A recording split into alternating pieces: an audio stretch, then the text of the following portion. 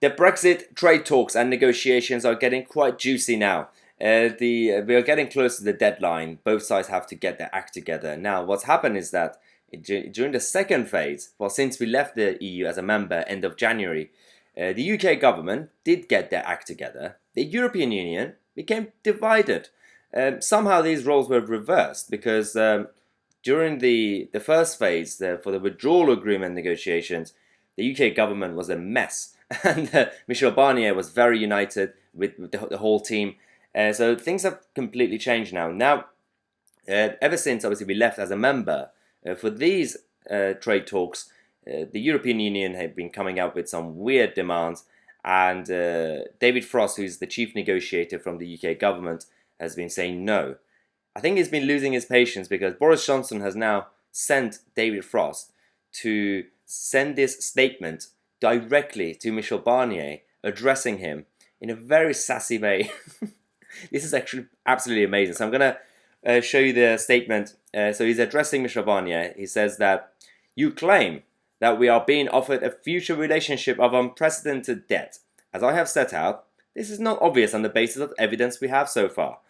So he's talking about how, yes, Michel Barnier promised the UK that, we're going to treat you differently. It's a unique relationship. We want you guys. And that should include zero tariffs and provisions. But in reality, David Frost says that, but you don't really want this, do you? Because everything that you've been offering, proposing, is the exact opposite of this free trade agreement. So that's one issue. The second point, he goes and talks about how you claim that this is the level of economic integration between the UK and the EU which justifies such provisions. In fact, as a share of our economy, the UK is already less integrated in trade terms with the EU than Switzerland, Norway, or Ukraine. So he says that Barnier's side says you have to be very tied to us if you want to have a smooth trade. Even right now, until recently when we were a member, we still had a more flexible arrangement because of the negotiations we've done over the last couple of decades. Compared to Switzerland or Norway or other countries. Why do you want to make us even more tight than we were as a member? And David Frost points out that when you negotiated with the US for TTIP, the agreement, you didn't mention anything about the level playing field. Why? Why are you doing it to us and not America or other countries for that matter, South Korea? So he's basically exposing the hypocrisy of the European Union's side. That they say we care about you, but we're not going to treat you differently than other current members. The third one is great. So he says you claim that the provisions are required on the grounds of proximity. This is a novel argument in trade agreements, and it's hard to justify from precedents elsewhere. The US and Canada, for example, because they're next to each other, trade together through a trade agreement without provisions of the kind that the EU is asking us. The European Union keeps saying this is a very outdated argument that we need to have these trading blocks because we're right next to each other. It's the 21st century. With technology, internet, and the advancements, distance and geography means nothing anymore. So these guys say, well, because you're next to each other, you have to kind of be different. You have to have this special tie. Well, America and Canada trade with each other. They're right next to each other, and they don't have any of this nonsense. So yes, the hypocrisy of the European Union has been completely exposed in these statements, and now to completely destroy this myth that the UK government are not ready, David Frost has officially published the agreement that the UK wants. This is the draft version of the comprehensive free trade agreement that the UK wants, and obviously, this is online. If you go on Guido Fawkes' website, you could read the whole thing. But it points out what the UK wants when it comes to fisheries, nothing. When it comes to, there has to be an actual agreement. When it comes to actual trade tariffs, we're still going with zero tariffs. We're not going to have any weird flexible. Some products should be zero. Some products have to have like a certain percentage of tariffs. We don't want any of that. And we also want to have kind of the aspiration is to also have good links financially between the City of London and Europe. This is the problem that we have right now with the European Union. So And the problem is the opposition party in Parliament, the Labour Party, are there to scrutinise the government to make sure that the government are delivering on the mandate that they were given by the British public. Somehow the Labour Party these days don't really do that. They are going against the will of the people, as usual. So we had Michael Gove destroying the Labour frontbench and Keir Starmer over the hypocrisy of their flip-flopping. The final point that the Honourable Lady asked for was certainty. She said uncertainty was a problem, and indeed it is. Uncertainty over Labour's position, because the leader of the Labour Party on the 2nd of January called for a 2-year extension to our transition period, and indeed in April he said once again that we should extend if it was necessary. But then, earlier this month, he turned turtle and said, I've not called for a pause. And then again on Sunday, the Honourable Lady said, we mustn't rush this. If the government needs to, they should come back and expand the timetable. So which is it? Is the Labour Party committed to making sure that we leave the transition period on the 31st? I love how Liz O'Hull, the speaker, had to stop Michael Gove because it was getting too party political. He was basically now asking questions from the front bench. But he was absolutely right. The flip-flopping of the Labour Party is not really helping our democratic process. We need someone to be there, the opposition or anyone, to make sure that the government is actually doing what they're supposed to be doing. They are trying their best, obviously, but right now the Labour Party are actually pushing the government to not negotiate. So this is absolutely chaotic. Now, in other news, speaking of the Labour Party, the government are now pushing for the independent body to do the boundary reviews, the boundary reforms, because this has been not done for decades now. So obviously every constituency in the country divided in a certain way, and what they want to do is to make sure that we have a democratic situation in this country. Some constituencies are bigger than the other ones, so it's not really representative.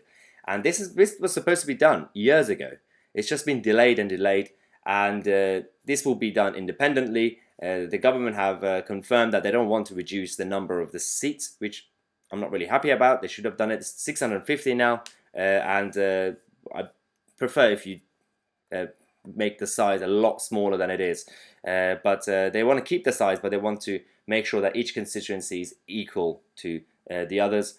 So we'll obviously wait and see how this saga ends. Now, speaking of the government, I'm sure you guys have heard of this tracing app that the NHS has been introducing. They've been trialing it in Isle of Wight, and they've had some issues.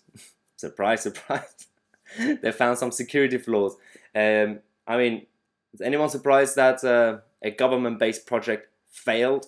So this is not looking good, but on the plus side, this has now forced the government to listen to our concerns and decentralize the whole process instead of breaching our privacy and everything that we have in this country. So firstly, GCHQ, the National Cybersecurity Centre, has, and obviously as well as the government's kind of own side from Downing Street, have told the BBC that they were aware early on about most of these issues that were raised. Now they are suggesting that the NHS is considering shifting its current centralized model, where contact matching happens on a computer server, to a decentralized version where the matching instead happens on people's phones.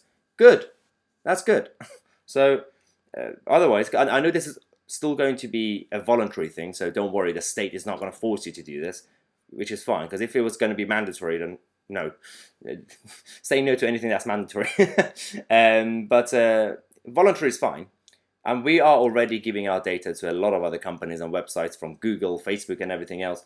And if it's voluntary and if it's safer and it's decentralized, you know, it's your own risk. You could do it, you could not, but it's much better than having your data being sent directly to the state. They already have enough data on us. But there are also other things that the government is doing that's kind of not too bad. This government, they haven't been perfect.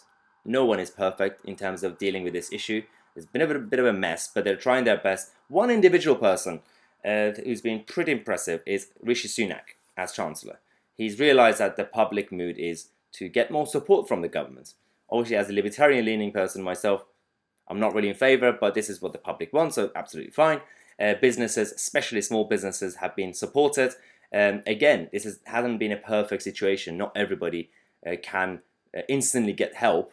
This is the problem with government. It's not easy. It's bureaucratic. But a lot of small businesses with their bounce back loans have been supported. We have a very nice video from a small business owner who was concerned about his employees and his business. And just watch the video and we'll come back. So this video is to say thank you to Boris Johnson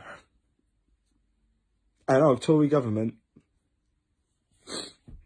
I've been working night shifts trying to pay my bills at the moment because I've had to close my company. And I've been thinking I'm going to have to wind down my company soon because it's not going to survive. I'm not going to have enough funds in the account, especially over the next 12 months.